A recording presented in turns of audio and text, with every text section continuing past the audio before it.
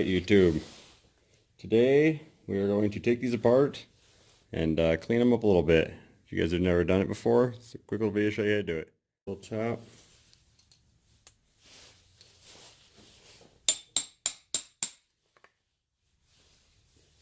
There she goes. The rubber's not going to work for us. Give her a little tap.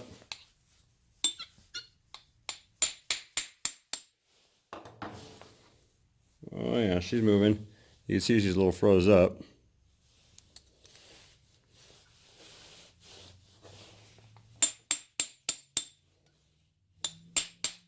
Oh, beautiful. Beautiful. Well, inside this one, she has obviously not seen grease in a very long time. Pretty cool little mechanism. What she got is, this is pretty neat, these little springs, where it actually gives you your ratcheting. Lock it.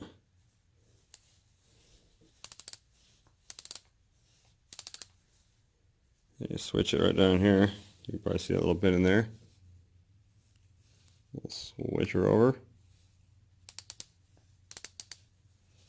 Pretty cool, huh? So we're just going to take all this out, clean it up. Make sure you guys know exactly how it all goes back together.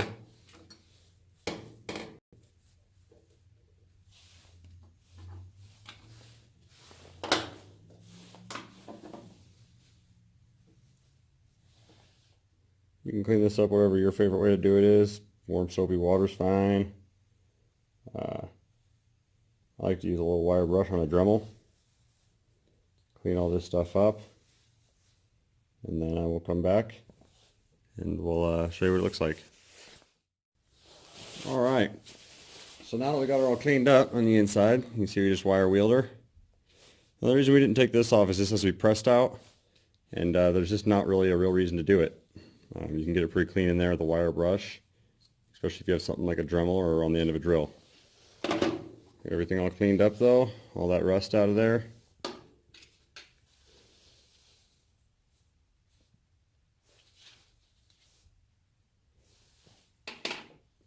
The springs, to clean those up, all I did was hit them with some spray lubricant, it's like WD-40, and just squeezed them in a rag a couple times. They weren't too bad.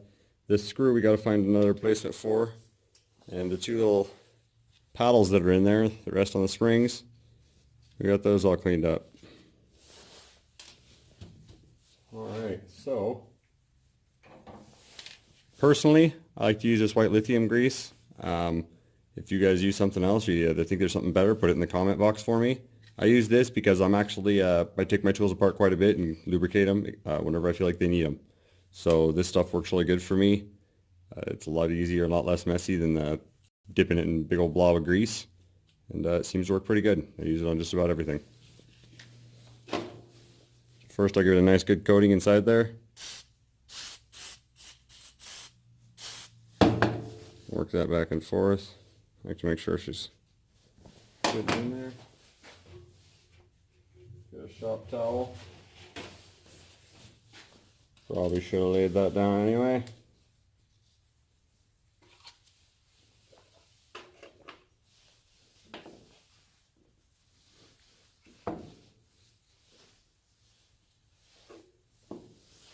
Okay, so we got that in there pretty good.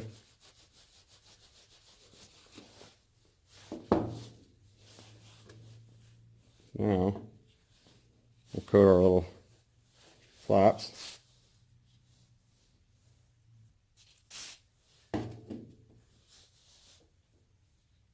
The spring we'll coat after we get it in.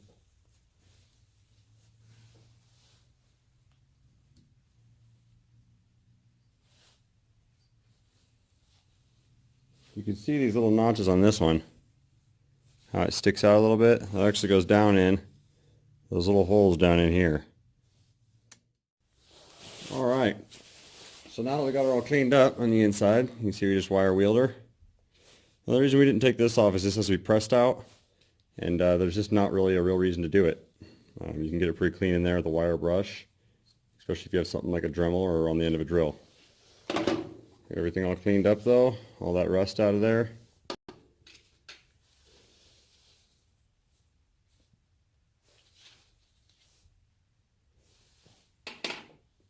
The springs, to clean those up, all I did was hit them with some spray lubricant, it's like WD-40, and just squeezed them in a rag a couple times. They weren't too bad. This screw we got to find another replacement for, and the two little paddles that are in there, the rest on the springs, we got those all cleaned up. Alright, so personally I like to use this white lithium grease. If you guys use something else, you either think there's something better, put it in the comment box for me. I use this because I'm actually, I take my tools apart quite a bit and lubricate them whenever I feel like they need them. So this stuff works really good for me. It's a lot easier, a lot less messy than dipping it in a big old blob of grease. And it seems to work pretty good. I use it on just about everything. First I'll give it a nice good coating inside there. Work that back and forth. I like to make sure she's good in there. Get a shop towel. Probably should have laid that down anyway.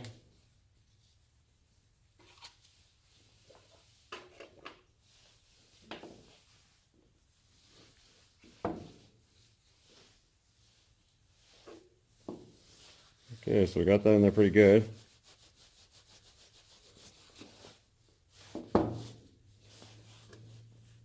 Now, we'll coat our little flaps.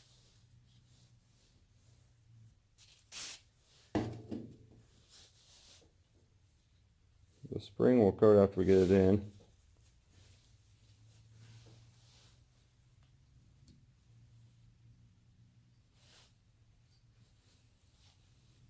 You can see these little notches on this.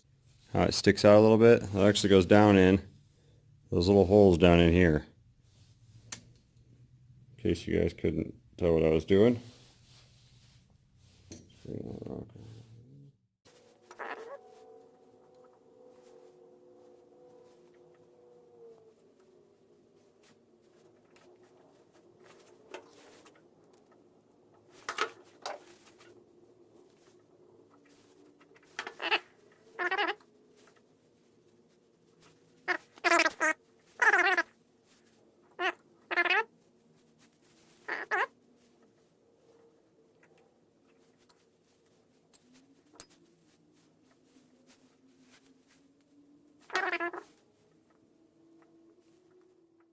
Now,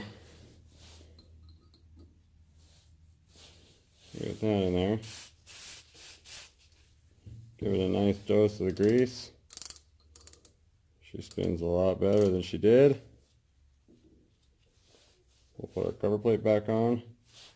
Never hurts to grease her up. The more the merrier. Now I get it pressed back together, nice. Perfect. Now for this little screw.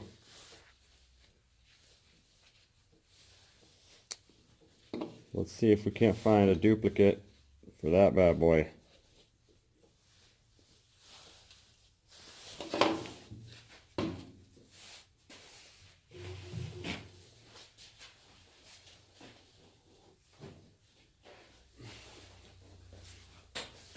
I'm sure everybody's got one of these packed full at home. Let's see if we can't find it. Bam! Just get the screws just tight enough just to hold it together.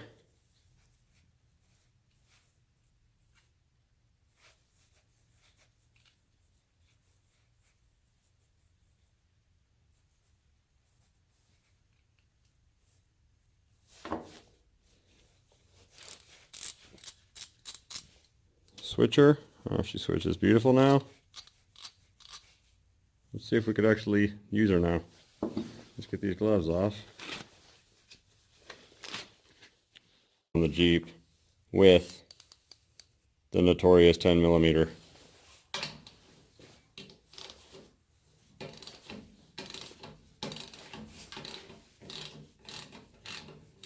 Oh, she's beautiful.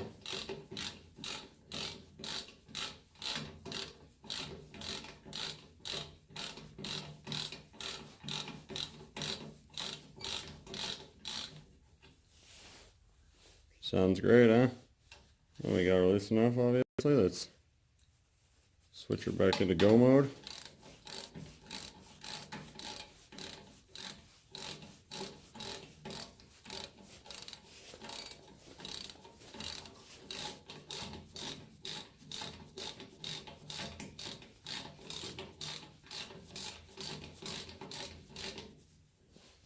And there you have it. That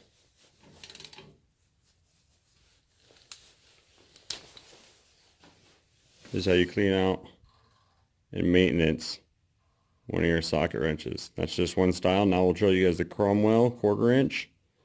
This is the Proto. She turned out very nice. We got lots more time of use out of her before we have to re-maintain her again. Now for this beautiful little Cornwell. I've been calling it the Cromwell. I don't really have many Cornwell tools, but we'll see. It looks like the button's stuck there. Let's see if we can't figure that one out. Oh, she seems to be a little loose. Huh. Let's figure it out.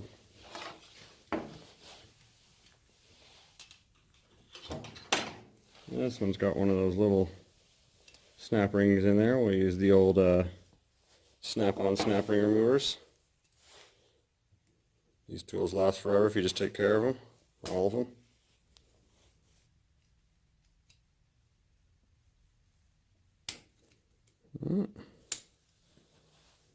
She's a little one. I don't have the full set of the snap ring pliers.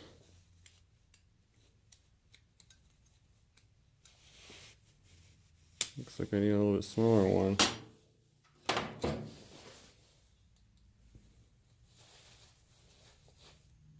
Let's get her lined back up.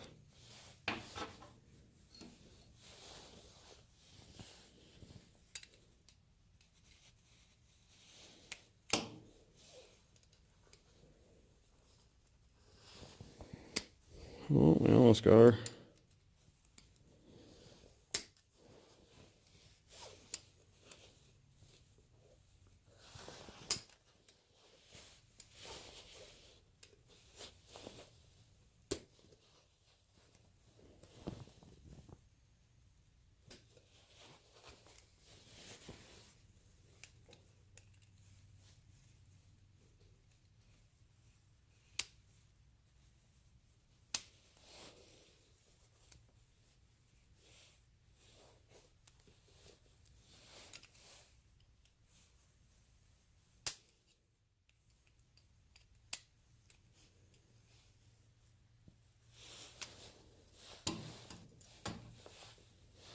Right there, folks.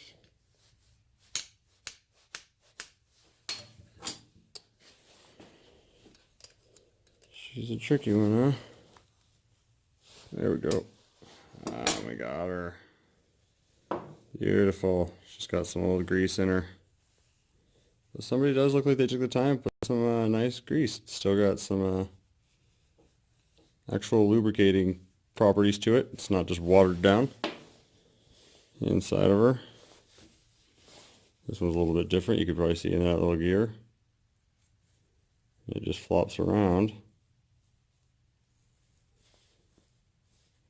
And that gear itself,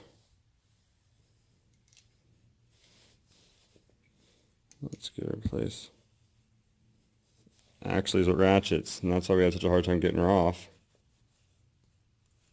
She's very quiet. The reason we had such a hard time getting her off there is because me not knowing how the inside of this one worked. You see, if we kept it flopped up, it locks it in. We had to get her to the center point to release it. We'll get this cleaned up, and then we'll show you what she looks like when she's all clean. There's a note here too. On the Proto, we actually had to press this out. On this one, as you can see, there is a very tiny, let's see if it'll focus for you. There's a very tiny snap ring on there. Now, I do not have snap ring pliers that small, and just because of how well this one was maintained, I'm not going to worry about taking it off, but you actually can take that snap ring off push this out and you'd be able to clean inside of here as well. So all I'm doing to clean this one, since it was very well greased already, I'm just going through it, making sure we're getting any of that old grease out. And do the same thing with the gear here.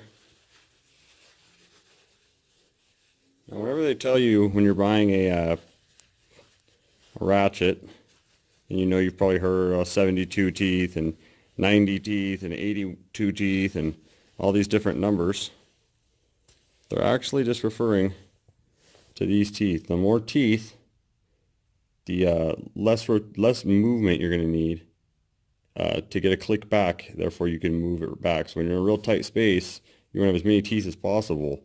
But when you're breaking something, like say a really tight bolt, you don't want to use these. They have so many more teeth that they're actually a lot weaker, but they're really, really helpful when you're getting in those super tight places. So keep that in mind. When you have something like a 92 tooth or something, you're going to be very careful to not be breaking bolts with it. Use your bigger, bulkier wrenches with less teeth on them. Use these for when you're in a tight space and you really need to get that last little bit of movement. This is why you'll probably see a lot of guys have multiple ratchets in their tool sets instead of just one, because it's not always one doesn't always do the job necessarily.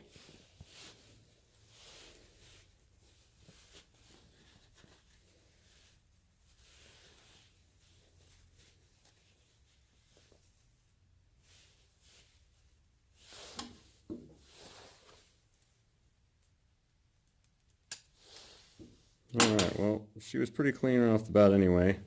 We're going to go with that. So, same as last time with the Proto. We'll hit her with a blast of the white lithium. We'll hit this with a blast of the white lithium. We'll get that put right back into where we want it. Let's make sure we don't make the same mistake twice. Let's put that in the center position so it slides right in for us. Let's use the snap ring pliers. Oh, there it goes, popped right in just like that. Let's wipe off that residual.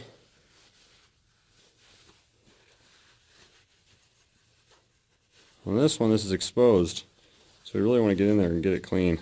Get that grease out of there as much as we can. But we still want to keep it lubricated. That's going to work fine for me. Like I said, I take these apart quite a bit and maintain all my tools.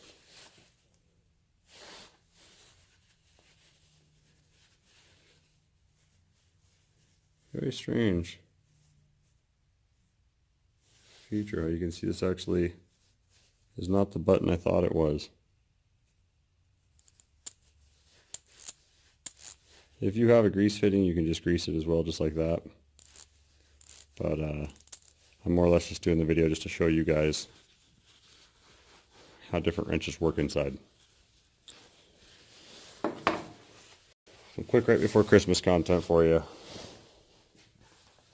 Alright, should we take her over to the Jeep and see how she does? Alright, we'll break her free.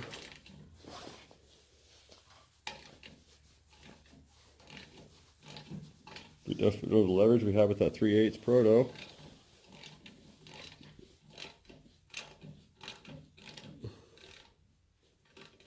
But you can just hear it. And so see what I was saying about more teeth. Listen to how far I actually have to go to get the click out of it. That's one click. That's pretty good.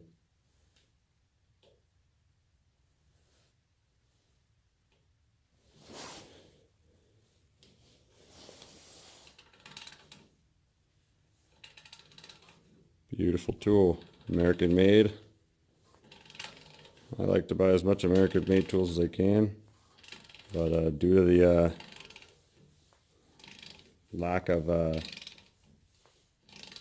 manufacturing that we do these days on tools and the cost of the ones that we do, I usually try to find a good bargain at the swap meet or somewhere like that. You can still find super good quality tools that people think are trash just because they're covered in rust or seized up or something, and it's very easy to refurbish them and get them right back into working condition and give yourself a great high-end quality tool.